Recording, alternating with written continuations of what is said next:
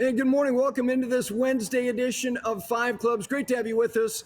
I am Gary Williams, joining us here, not only Golf Channel, but also PGA Tour Radio. That is Channel 92 on Sirius XM. I will let you know where I am. Obviously, we have left home, the friendly confines of our home in Charlotte, North Carolina. Of course, this program, wherever we may be, always brought to you by Century. They are right by you. If you have business insurance needs, they're going to meet them. Golf Pride, when it comes to the best products, the best materials, the best options, the most options, it is Golf Pride. Of course, Peter Millar, it is now fall. There's a touch of that in the air where I am. Whatever you need, whatever the season is, they have you covered. It is petermillar.com. And then finally, Pinehurst, the cradle of American golf when it comes to options. Speaking of options, how about 10 golf courses and so many different places that you can stay, and all the food options, including that new clubhouse and restaurant, Station 21, down there at Pinehurst, number 10. All right, we are at Liberty National. You know, it was 3 weeks ago, maybe 4, that we were in Scotland, and it was not a challenging hair day. It is today. Come to Jersey City. There's nothing quite like it. And the reasons why I am here, I think a lot of people out there who have listened and watched this program know that lucky enough to be involved with the Underrated Golf Tour. This is year 4. This was the brainchild, the passion project, and the vision of Steph Curry, one of the great sporting global icons that we have, not only in this country, but really around the world. And it was to create a platform for junior golfers, and it culminates here at the Curry Cup. That was scenes from last year at Ridgewood Country Club in Paramus, New Jersey. And now we have moved over to Jersey City, New Jersey, to Liberty National. And this is the culmination for these kids who try to perform well enough to earn an invitation. And it is 30 kids, not only from the United States, but also kids representing the European community, because we now have events in London and also in Scotland. We were at St. Andrews a month ago. And so for these kids to have the chance now in year 4, it started at TPC Harding Park in San Francisco, then Lake Merced. And then last year it moved to the greater New York area at Ridgewood, which has hosted a Ryder Cup, a couple of U.S. amateurs, not to mention multiple FedEx Cup playoff events. And Steph will be out here Friday. Steph's going to be on the Tonight Show tonight with Jimmy Fallon. He's going to be on the Today Show tomorrow. And then he will be out here all day on Friday with these kids competing to win their Curry Cup. And we are at Liberty National, even though it has a very young birth certificate, it has already played host to a number of significant events, starting with the FedEx Cup playoff event they had for the first time in 2009, won by Heath Slocum. Tony Finau has won here. Adam Scott has won here. Patrick Reed. Not to mention on the women's side, they have an LPGA event here, Rose Zhang, and also Nelly Korda. In 2017, they had the United States President's Cup here. The United States won that event, as they have done virtually everywhere that event has been hosted. But let me just say, for somebody who obviously covers golf, to see what this has become in such a modest amount of time is not only a testament to the staff and the people who work on the Underrated Tour full time, but also to Steph himself. He pours his heart and soul into this. And like I said, and I have said before, this is not just a junior golf tour. This is a movement to give kids opportunities at no cost, which is such an important thing. It's not just the players. 96 play in these regional tour stops around the country. 43 boys 48 boys and 48 girls, but also their parents, to travel, hotel, airfare, swag, food at no cost at all, because of great sponsorship, starting with KPMG, which is heavily invested in the game of golf at the highest level. They obviously are the title sponsor for the KPMG Women's PGA Championship. This tour could not exist without these great sponsors: CDW, Southern Company, and of course, United Airlines, Callaway, and starting with KPMG. So it's a thrill to be here. This is a great fortifying experience for us. So in addition, all that's going on at the professional level to culminate the Underrated Tour here at Liberty National is a neat thing. And then these kids are going to have a shindig at Tao in Midtown Manhattan on Friday night to bring the curtain down on the 2025 Underrated Golf Tour. All right, let's transition. Let me just give you a sense of what we got for you on this Wednesday. Ryan Lavner is going to join me, senior writer, one of the best writers who covers the game of golf. And of course, he's got his own podcast that you can see here on Golf Channel, 9 a.m. Eastern time on Mondays with Rex Hoggard. And of course, he is a key contributor to Golf Today as well on the TV side. He's going to join me. Got a lot of things I want to discuss with him, not only as it relates to the Ryder Cup, which is on the horizon, but also change that we think is coming very, very quickly here on the PGA Tour over the next 12 to 24 months. And also kind of Rory McIlroy, the year that he's had, and where it is definitely Scottie Scheffler's year in terms of him presumptively being the player of the year on the PGA Tour. He's going to be. But the year that Rory's had and what he's done and where that puts him historically, I want to get Ryan's perspective on that. And then speaking of the Ryder Cup, Tyrrell Hatton is going to join us at the bottom of the hour live from the BMW PGA at Wentworth. He is somebody who, at the beginning of the year, won the event in Dubai, which set him up in terms of being able to play in a modest number of events where he was actually getting points. And he was good enough in that modest number of events, including almost winning the U.S. Open, that he was not somebody you needed to pick. He will be on the European side for the fourth time. He paired exceptionally well with Jon Rahm in 2023. So I'm looking forward to having a conversation with him, which gets me to not only the BMW PGA, but also to the Procore at Napa. I would argue that this is as good a week as you will get in the month of September ever. And I'm not including the Ryder Cup. I'm talking about tour events. I'm talking about whether it be the DP World Tour or the Procore, because if you consider the Procore and what Keegan Bradley has managed to do, and he had to get the buy-in from his players, but if you look at that field, and just to give you context, it is projected that the winner of this event is going to get between 46 and 51 points in the world rankings. And again, if you want to discount the world rankings because LIV players are not getting them, that's fine.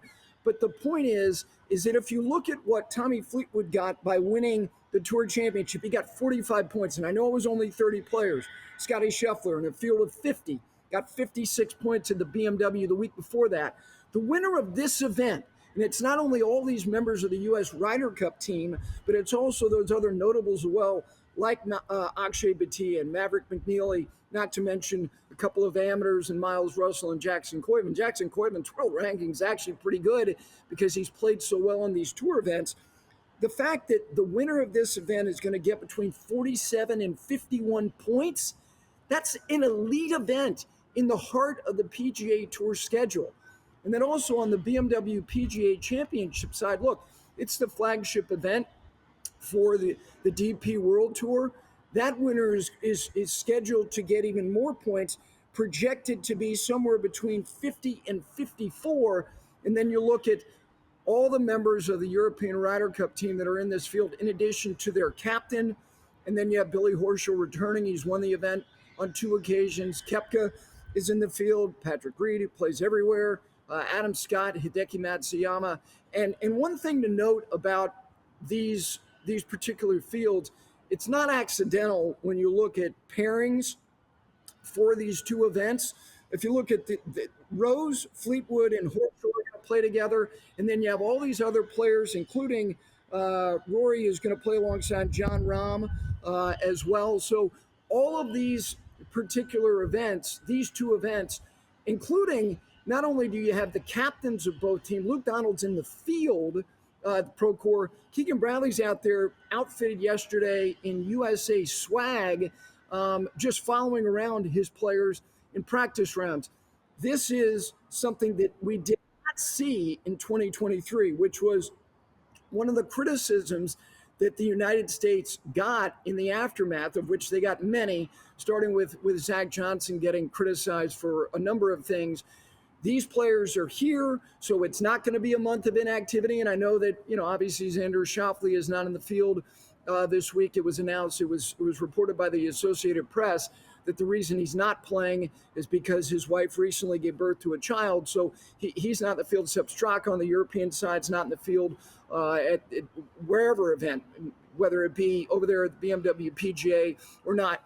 This is a glorious week to be able to sandwich around all of the football, which is going to start on Thursday night with an NFL game, and then you have college football Friday and Saturday and the NFL on Sunday. But with the BMW PGA, and I know that Fried Egg likes to call it coffee golf, it's glorious.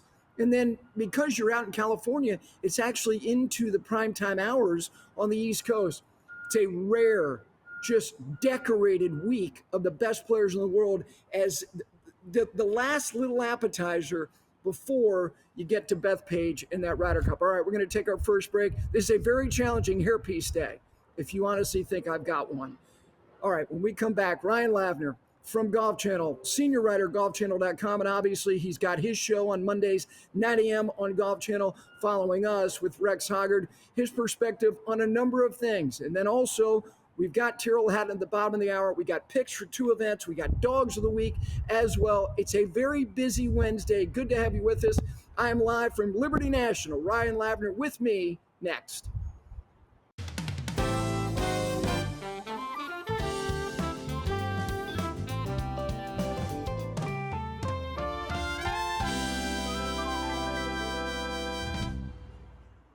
We are back in here on a Wednesday. Good to have you with us. I'm live from Liberty National, the site of the Curry Cup, Steph Curry's great underrated tour. Excited for these kids to experience this place. And this segment is brought to you by Peter Millar. This little puffer jacket, it can be yours. Just go to petermillar.com. It is the fall season. You need to layer up, and nobody can do that better for you than Peter Millar. All right, joining me now, he's got his own program on Mondays, 9 a.m. Eastern, alongside Rex Hoggard, of course, senior writer, golfchannel.com, a big contributor at Golf Today as well. He is Ryan Lavner. With the backdrop, you would think that he is in an ancillary room outside of the locker room at the University of Georgia. Good morning. Good morning, Gary. It's great to see you. Go Dogs. Yep, there we go. Big one this weekend. You only have like 9 rivals. Your first rival of the season is this weekend, the Volunteers. You know, I'm curious to get your thoughts on Rory on a lot of things, but let's just start with like where he sits historically. And it's not because like the Irish Open takes him over the top, but it's another like emotional, personal win for him. You can see the people in that nation, this love for him, those kids on that rope line on 18. Where is he now in your mind historically among the European greats? Because many people thought the Grand Slam put him over the top. Where were you then? Where are you now?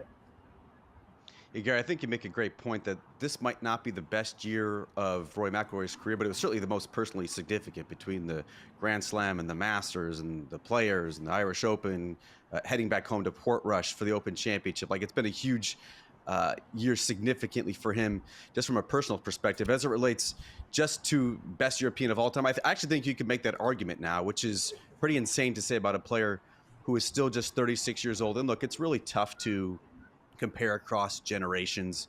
Equipment's different, deeper fields, different style of play. Rory is certainly more of a domestic presence than a Seve or a Nick Faldo ever were. But I've thought about this a lot over the past couple months. I really think the career Grand Slam now makes the rest of Rory McIlroy's resume look even better in hindsight. When he had that decade-long majorless drought, he was almost in this weird position where he was almost having to justify his place in the game. Like, look at everything else that I've done.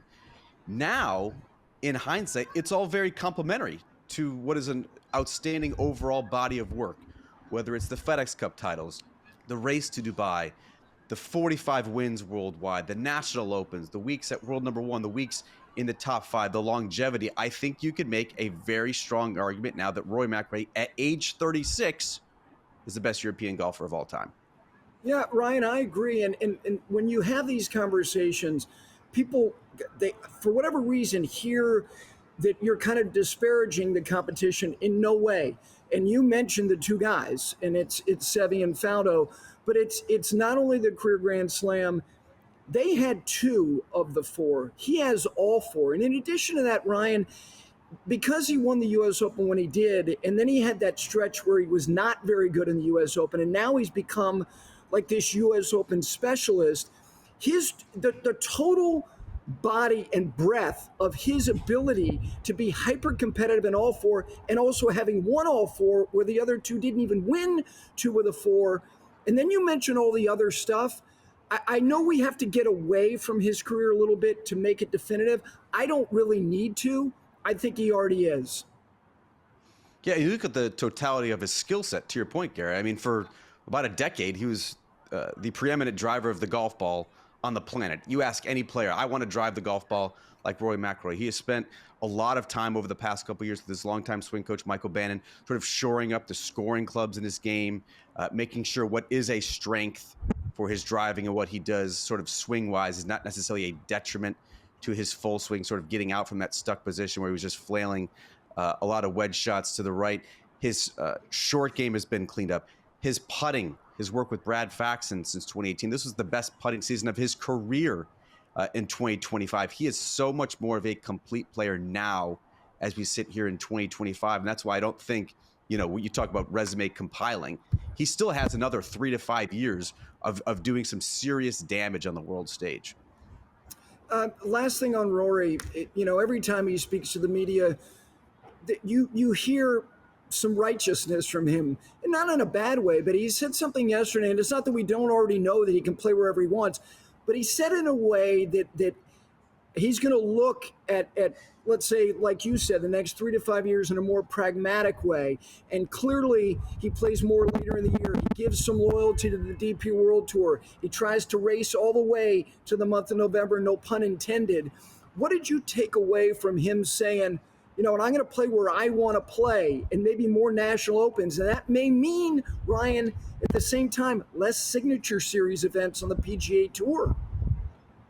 And look, Rory has not been shy about skipping marquee events on the PGA Tour. You look at 2025 alone, he skipped 3 signature events on the PGA Tour schedule, and he skipped the opening playoff event during the FedEx Cup playoffs. Rory's saying, I want to play where I want to play, I think is just sort of owing to his international star power. He's wanted in other parts of the world. He wants to play there as well. He wants to build in breaks, whether it's for family, whether it's for personal reasons. I have no problem with that, but it certainly does set up an interesting dichotomy, does it not, with Scottie Scheffler, who at this point of his career, he's got a young family, has made no bones about it that while most of the biggest events in the world are staged in the U.S., he doesn't have much of a desire to go outside the borders. I'm not saying one direction is right or wrong, but it's certainly an interesting contrast between the two biggest stars in the game right now. Let me ask your thoughts on the whole Live DP World Tour as it relates to the idea of players and eligibility in the Ryder Cup and pushing the ball down the field and these fines piling up and how it's going to be resolved. Where is this all going in 27? A head point. Like they're going to be smashing heads at some point. That point could be sometime soon, because the biggest factor as it relates to this, Gary, is going to be competitive relevance. Does the DP World Tour want to be continue to be competitively relevant? And if they do, they are probably going to have to rewrite their regulations. Keep in mind, an arbitration panel has already sided with the European Tour that they can impose these sanctions on the players. They can ban these players from these tournaments, even though many of these players have already indicated, like a John Rahm, a Tyrrell Hatton, who I know you're going to have on the show later, they've already indicated that they want to play in some of these DP World Tour events when their schedule on Live or wherever else they're playing allows. It's obviously a little bit more complicated than that. Just, making sure that the schedule allowances, it's a little bit easier than just saying we're going to waive this sort of regulation. But John Rahm might finally be the agent of change that I think he was seeking in winter 2023 when he jumped to Live Golf. He has the leverage here. Team Europe, as a byproduct of a DP World Tour, needs John Rahm. The captains know it, the players know it, and John Rahm know it. Something has to give. Someone has to budge. You would think the DP World Tour would make some sort of allowances for these players to continue to play when their schedule allows on Live. All right, so Keegan Bradley yesterday is outfitted in USA swag. He's in full Ryder Cup mode. He makes the decision he made to pass on himself. Ryan, I have the feeling that it would take something really extraordinary for him to be criticized when this is over, whatever the result is. I think there's a level of benevolence and grace that he has been given. People already loved him. They love his passion. Then he makes this selfless act, passes on himself. How is it that he would be critical? Give me the scenario that he would catch real flack at the end of this thing. Well, I do agree with you that Keegan Bradley right now is very much a sympathetic figure, especially with American fans. Here's a player who did not ask for it. He was not lobbying. He was not petitioning for the U.S. Ryder Cup captaincy. He very much wanted to be a player on that team, and yet the PGA of America sort of thrust that responsibility on him, and Keegan Bradley, knowing this might be a once-in-a-lifetime opportunity, seized it. He then sacrificed all of his personal ambition for a greater good. That, to this point, makes him a sympathetic figure. However, if we get to Bethpage Black and the U.S. loses, despite having pretty significant built-in advantages of being the home team, that has to be largely because of poor decision-making and what he did in potentially not put the American players in the best position to succeed, even though when you look at the last 5 cups, the home team has won by an average of 6.6 points. Yes, the PGA of America is going to catch some heat if the Americans lose because they put Keegan Bradley in an untenable position. Obviously, the American players are going to feel some heat, particularly the star players, if they don't live up to their billing and are disappointing in the matches at Bethpage Black. But you and I have covered enough Ryder Cups to know how this goes. The captain always wears the burden of responsibility for an outcome. They get too much praise when they win. They get too much sort of blowback when they lose, even though Keegan Bradley right now is sort of an American hero. If this thing goes sour in a couple weeks' time, I could see the fans turning on him and sort of the narrative flipping on him as well as being a very disappointing captain. When I think to this point, Gary, Keegan Bradley has been exceptional in the role, especially balancing the two responsibilities that he's had on the PGA Tour. Yeah, I share that position with you. All right, last thing as it pertains to the Ryder Cup, and this is the out question. The Ryder Cup through time has evolved with change. Obviously, the big change was 79 adding Europe. There hasn't been change in any way other than the way that they've altered how many captains picks that there are for each side, and they have the latitude to make those choices independent of each other. If you were going to make a change with the state of the competition now, what would it be? Well, I want to say right now, the Ryder Cup is perfection. You and I have covered Walker Cups. In my opinion, that's too short for what's been a 2-year run-up. You and I have covered President's Cups. In my opinion, that's too long. The flow doesn't really necessarily work. Certainly the points from 32 doesn't work as you look at what the internationalists have done. The Ryder Cup, though, has the ideal cadence. It builds drama organically. Momentum is a huge factor. Like, I love the format of the Ryder Cup, and I don't want to see it change. What I do worry about, though, Gary, is the potential home course advantage, home side advantage being judged.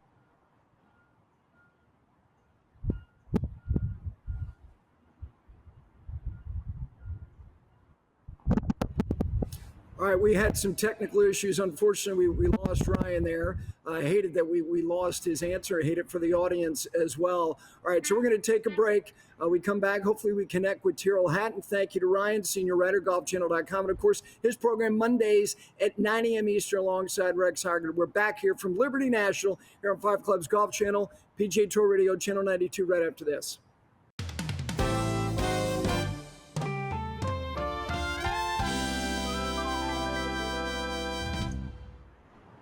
Welcome back in. Good to have you with us on this Wednesday edition of 5 Clubs Golf Channel, also on SiriusXM's PGA Tour Radio, Channel 92. This segment brought to you by Pinehurst. They are the cradle of American golf. 10 golf courses, so many options to stay, not to mention the cradle, the new restaurant, the clubhouse at number 10, Station 21, the new cottages at number 8. Always a great time to book a trip to Pinehurst. All right, joining me now, he just completed his Pro-Am round at the BMW PGA at Wentworth. And, of course, he's got the Ryder Cup on the horizon. One of the best players in the world, Tyrrell Hatton, joining me now. How are you, my friend? How was that Pro-Am round? I mean, you're such a big shot. You don't play with schlubs anymore. It's all celebrities for you, right? No, we had a good morning. We got fairly lucky with the weather. Though we did get a little bit of rain, but no, it was good fun. And looking forward to the rest of the week now. Let me ask you if, look, you got golf to be played through the end of the year, but if I asked you if this is an easy answer, the most focused round of golf you played in 2025, does it come to mind immediately? Sorry, how do you mean? So my question was, the most focused round of golf you played this year, would that be an easy answer? If I said to you that the most locked in you've been over the course of one round, can you say absolutely it was this round? What, today? No, for the whole year. For the whole year. Any round of golf that you felt you were the most focused. It certainly wasn't today. Oh, sorry. I've completely misunderstood you there. I'd probably say Sunday of US Open. That was probably the most sort of concentrated I was. Also, just being in that situation at the end of the tournament and having a chance to potentially win was exciting, and I also felt really comfortable with my swing. It's one of those days where you just felt like you were going to hit a good shot, and that's a nice feeling, certainly at US Open. So that would definitely be a standout round for me this year. Tyrrell, that day, you started the day 5 back. You walked off the 13th green, you're a shot back. I thought the tee shot you hit on 16 was maybe the finest shot you hit all year. I didn't see every shot you struck. Take people into what that experience is like when your body and your mind are cooperating in the most discomforting environment we would think that you guys could ever be in. Last 9 holes of a major, you're right there. You're in the blender. What was that? What is that like to experience that? I mean, the first thing it was really fun. I've played a lot of majors now and never had the opportunity to potentially win, going down the last few holes on Sunday. And 16, I hit a great 4-iron. It sort of reminded me actually of a similar shot when I not long got my DP World Tour card. I was playing the Joburg Open and I was hitting 4-iron into the last, and it was one of those shots I just knew that I needed to feel like I hit a bit harder and get a little bit more out of it, and I had to strike it really good. And I kind of went back to remembering that feeling, that swing, I guess, and hit a great shot into 16. Unfortunately, I didn't hold the putt, but it was a nice moment. But the finish, it would have been nicer if the finish went a bit better for me. But I tried my best, and it is what it is. So let me take you back, beginning of the year when you went in Dubai. People who cover the sport like me, we go, well, that will really free him up. That's a big win, the world ranking points. Is that true? Does that give you any psychological freedom when you win an event early in the year and knowing you have a modest number of events that you're going to play and that you're getting world ranking points as it relates to the Ryder Cup? Was that an extra boost? It was nice in the feeling that I knew that going into that week, I was only going to have the Desert Classic and the 4 majors to earn Ryder Cup points, and a big goal of mine was trying to qualify automatically.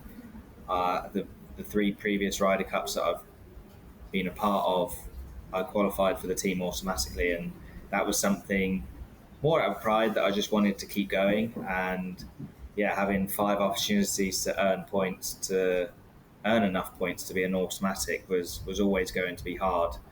I actually thought after I had a bad Sunday at the Open, went from 4th to I think tied 16th or something like that. I thought that I'd blown my chance to make it as an automatic, but thankfully I just clung on. I mean, I know the the Europeans weren't earning any points at the FedEx final. But yeah, it worked out nicely for me, and I was very proud to make that team automatically with only having 5 opportunities this year. Oh, absolutely. I mean, you on that side, certainly, John needed a pick, but Bryson on the American side, and the modest number of starts for both of you guys to be as productive as you were with these finite number of events. As far as the European team, no Ryder Cup team has brought back 11 guys for the next Ryder Cup. Great Britain and Ireland, 1971. In 1973, 10 of the 12 guys were the same. Both the results were the same. The United States won easily. I don't know if you knew that this has never been done, that 11 of the 12 guys from the previous team, and you guys won. Does that feel even more right that you're trying to do this again with the exact same group, including the last name of the other guy who's not the same guy? No, I mean, it's pretty special, and it's nice to have the what's the right word, to almost continue that all together. We know what that experience is like, and it will be a very special week in a few weeks' time, and I know we're all looking forward to it. People who watch you play golf are amused, they're entertained, and when you come in and you do media, and everybody knows you to be as delightful as anybody, but when you're out there, there is this redlining that you experience that again is wildly entertaining. And I just wonder, were you a self-conscious kid because you do this stuff and you're fine with it, and you either explain yourself when it's over and you smile and you pass it off, because you know this, sports is reality television. It's not Love Island. It's you guys doing what you do, and you are who you are. Are you ever self-conscious about anything? Because you don't appear to be, which is great. No, I feel like sometimes there's certain things that I probably wish I could take back, but ultimately I'm just reacting to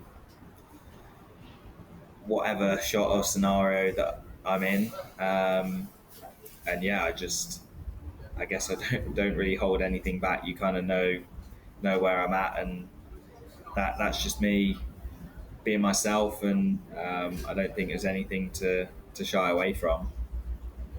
The thing that amuses me most is when you tap down spike marks after you putted, because you can do it before. I think it's a defense mechanism. Like, it's never going to be my fault. That's the one that gets me the most. Yeah, absolutely. Is it a defense mechanism? Probably. It's, again, I think sometimes it's just a reaction without even thinking. It's like, well, the ball's not gone in, so it's not my fault. Just blame the grass. It's easier. Plus, the grass can't talk back to you. Let me ask you one last thing about the Ryder Cup. On the horizon is this resolution that has to happen between the DP World Tour and LIV and all these fines. Does your gut tell you that by 2027 in Ireland, everything is going to be resolved in a good way? I don't know. You'd like to be positive about it. I think everyone that watches golf and covers golf would like things to change for the good, but from my side, I'll play the events that I want to play, and hopefully other people can figure out how to best move forward with golf, just see how it plays out. Yeah, I mean, it's so important. There's so many guys. It's not just you guys who are in the prime of your careers playing on the team. It's all these guys who appear to be presumptive captains as well, who are part of LIV. I hope for the sake of the event that all of it does get resolved. All right, let's get you out of here. You got a presser. 5 quick questions for Tyrrell Hatton to get him out of here. Who has the most humorous temper in professional golf? You're excluded from this competition. Who is the funniest guy when he gets angry? God, no, you've put me on the spot now. I'll be terrible at this. can't even think who like gets angry now. I mean, John Rahm gets angry. Yeah, but I feel like Rambo's anger isn't like a funny anger. He's a big unit, so it's probably a bit more of a scary anger. Like for someone like myself at 5'8", like it's not very intimidating if someone like that gets angry, is it really? But yeah, I think Scheffler is sneaky funny, Tyrrell. I think Scheffler, like he looks like apoplectic. Like, how did that not go in? Like he puts his hands up. I think he's sneaky funny. He doesn't get angry much, but when he does, it's like he can't believe what he just saw. Yeah, no, to be fair, I like it because he's pretty cool for most of the time. He's been the last few years. I feel like he's been very calm, but then there's the occasional head off. But I mean, I'm here for it. I like it. There's no judgment on my side. No. This is not about judging anybody. Not at all. All right, your record at the Old Course is tremendous. What you do at the Dunhill, it's incredible. The Sundays you've had at the Old Course. Give me the hole on the Old Course that tickles you the most. Do you have a favorite hole? Favorite hole? I would say probably the 18th. It's just such a cool hole, although you are petrified to not hit it out of bounds at the same time. I'd say 18 is definitely my favorite. Okay, the player in golf with the best taste in wine. I know you like a little grape. Who's got good taste in wine?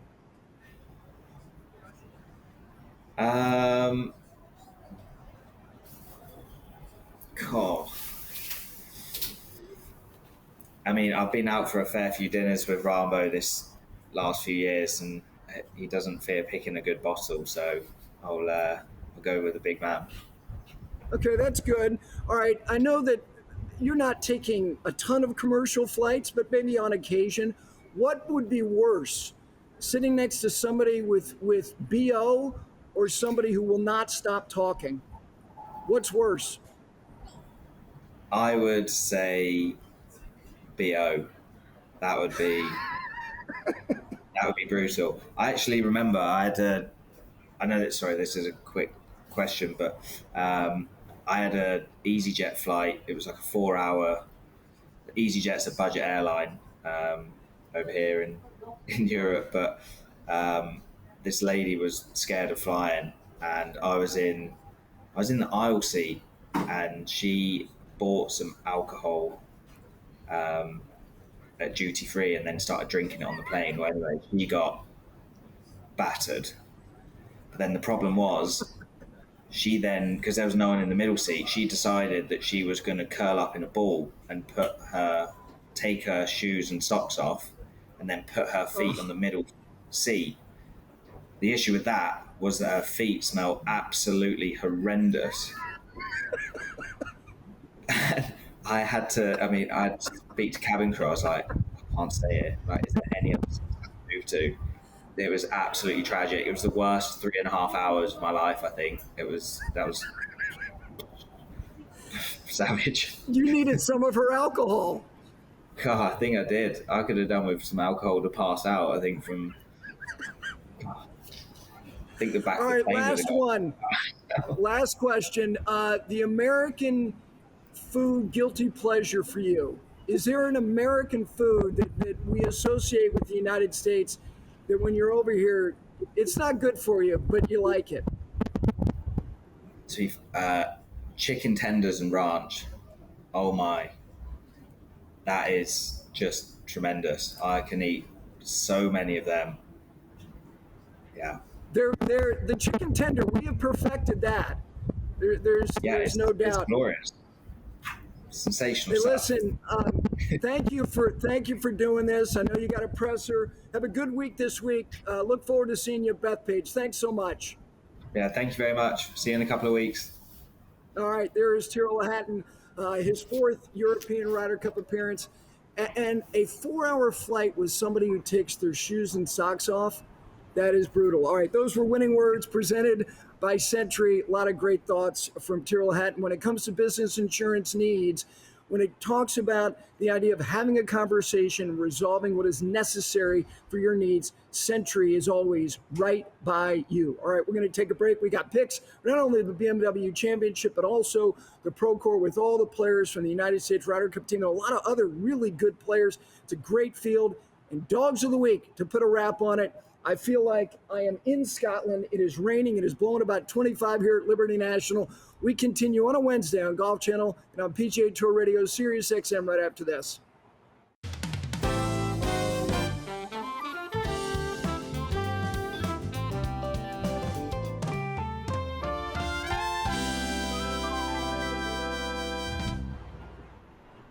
Welcome back in to Five Clubs here on Golf Channel. Also, it is PGA Tour Radio, Channel 92 on Sirius XM. Of course, Dogs of the Week. And this segment brought to you by Golf Pride when it comes to grips and the options and the quality of the materials.